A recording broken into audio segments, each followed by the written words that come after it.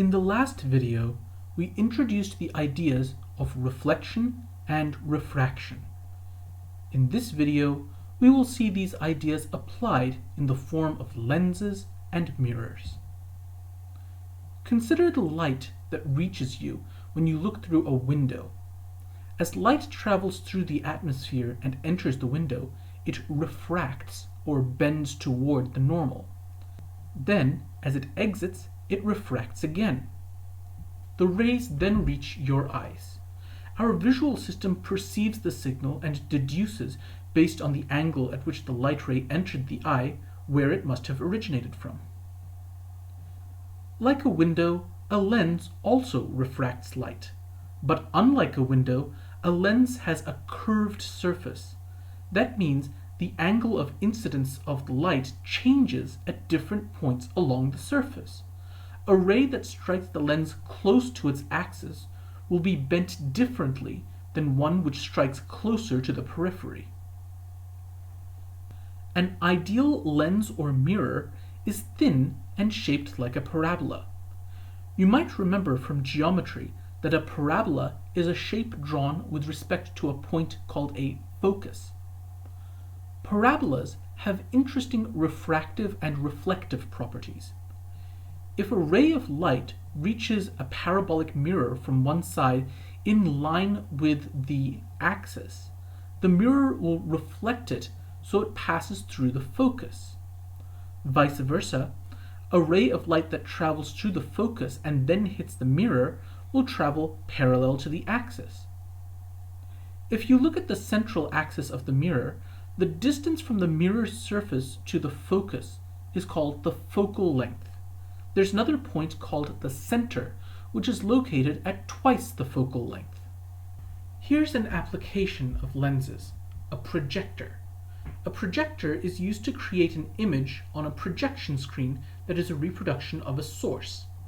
For this to occur, light from the source has to pass through a lens and reach the screen to form the image.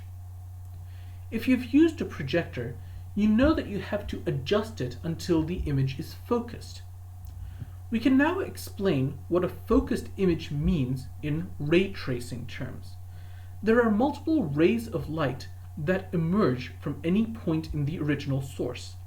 Some will pass through the lens and get refracted. If those light rays that started at the same point reach the screen at the same point, then the image will be focused. If not, the image is out of focus. By the way, don't get confused by the terminology. This talk of an image being focused or out of focus is not related to the fact that the characteristic point of a parabola is also called a focus. Now, if you create a focused image, you can characterize it with respect to the source. There are three major ways we can characterize the image with respect to the source. First, we can say whether the image is upside down or not. We call an upside down image inverted and a right side up image upright. Second, we can characterize the size of the image with respect to the source. If the image is bigger than the source, we say it is magnified. If it is smaller, we say it is reduced. Some applications, like magnifying glasses, are meant to yield magnified images, while others, like cameras, are meant to produce reduced images. The third characterization is more subtle. When you use a projector, the lens produces an image which can be displayed on a screen. But not all lenses do this. For instance, if you wear glasses and you set your glasses in front of an object, your glasses will not produce an image on the screen, and yet you can see objects through your glasses just fine. If the image produced by a lens can be projected on a screen, we call the image a real image. On the other hand, if the lens does not produce a projectable image, we call the image a virtual image. A virtual image is really an optical illusion. The rays of light hit your eye so that your brain perceives an image, but you cannot project that image anywhere. It is possible to describe graphically the image that a lens makes using a technique called ray tracing. And it is possible to quantify where the image will be focused and how large it will be using these two equations.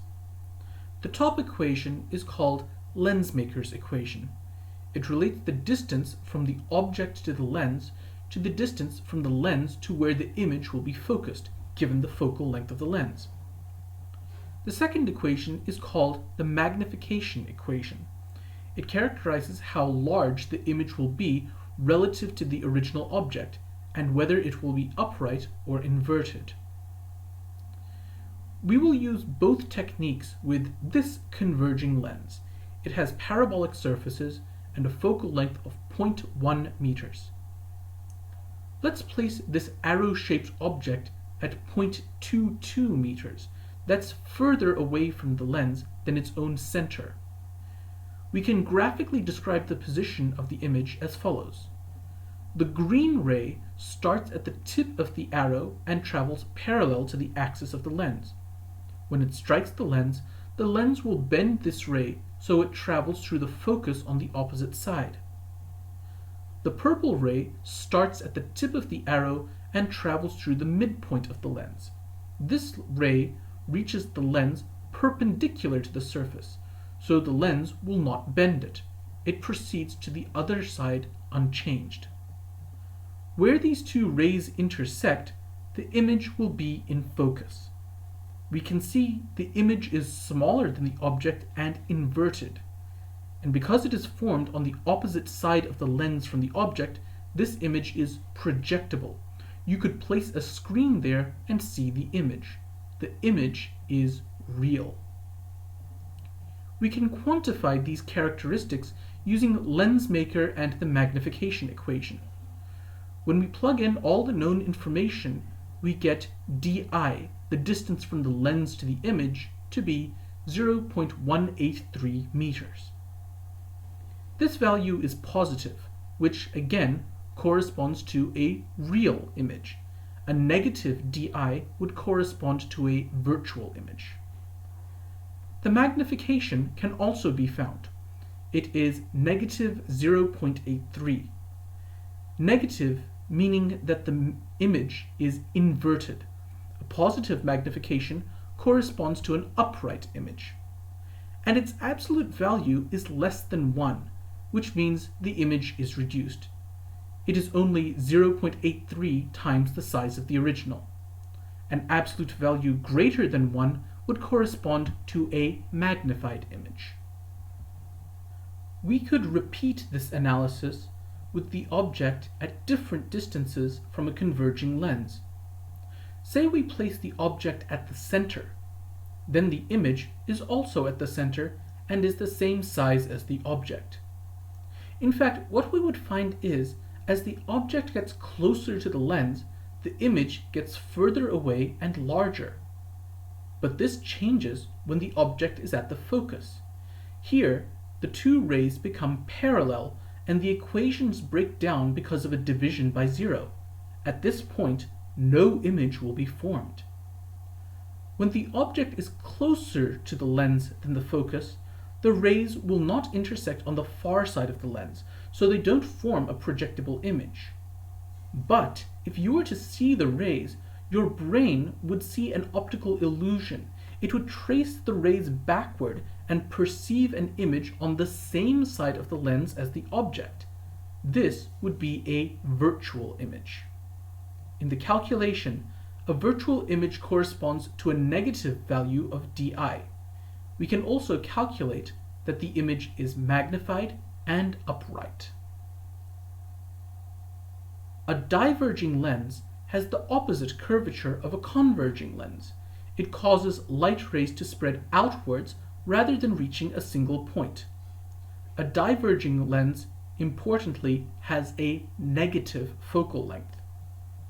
If we were to draw the ray trace and solve the equations, we would find that the distance to the image is always negative for a diverging lens. A diverging lens always produces a virtual, upright, reduced image. the same analysis can be done on mirrors and the same equations apply. The only difference is that mirrors reflect light instead of refracting it. Thus, for a mirror, a real image occurs on the same side of the mirror as the object. A virtual image looks like it's inside the mirror, just like in your bathroom mirror. A concave mirror operates similarly to a converging lens. As the object gets closer and closer to the focus, the image remains real and inverted. At the focus, however, no image is produced. Within the focus, the image becomes virtual. A convex mirror has the same behavior as a diverging lens. The image is virtual all the way through, and it is smaller than the object.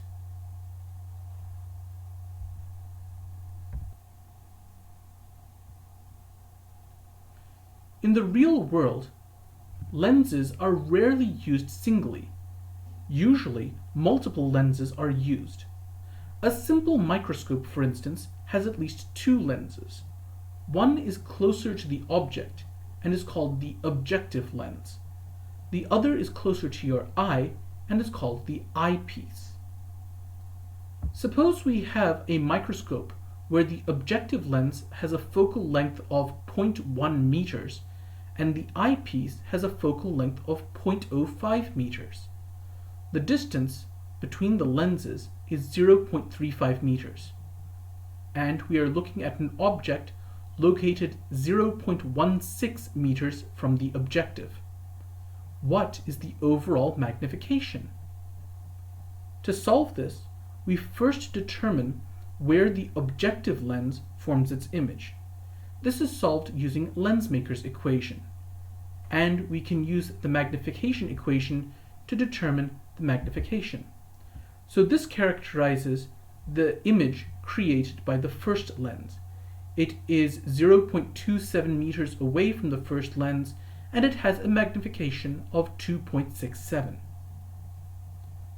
The basic rule for a microscope is the image of the first lens becomes the object for the second lens.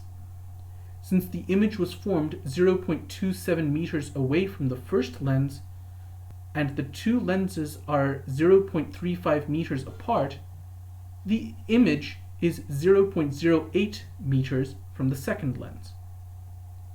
We can now solve Lensmaker for the second lens. The second lens produces its image at 0.13 meters, and its magnification is also 2.67.